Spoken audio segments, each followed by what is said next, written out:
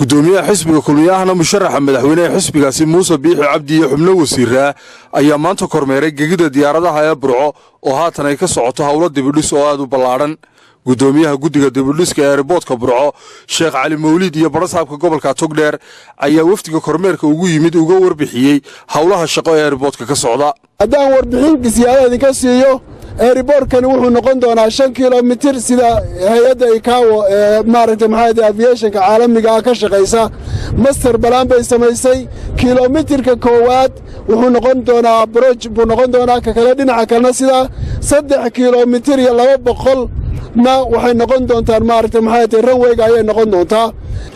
waxa lagu qiimeeyay runwayga apronka iyo taxiwayga saddexda waxa lagu qiimeeyay 14 milyan lacag dhan ayaa lagu qiimeeyay. mudane gudoomiye ilaahay waa kugu guuleynaya markaad soo baxdo waxa uu ka rabnaa dhamaystirkii madaarka Burco hadalku intaas uu ku dheeyay. wasiiru dawlaha wasaaradda duulista iyo hawada Axmed Cali Baynax ayaa isaguna geestiisa ka hadlay hawlahan dibadhiska airportka Burco. waa madaarkii Burco oo madaar caalami oo dhammaystiran insha Allah noqon doona wuxuu wax badan ka tari doona infrastructure-ka iyo kaabayaasha dhaqaalaha waayo gudoomiye gobolada bari waxaan islaahay madaarkan wuxuu noqon doonaa deked. gudoomiyaha xisbiga kulmiye Muuse Biixi Cabdi ayaa gabagabadii ka hadlay hawlahaasi shaqo ee ka socda airportka Burco. waa mashruuc aad u ballaaran oo aad iyo aad u weyn oo weliba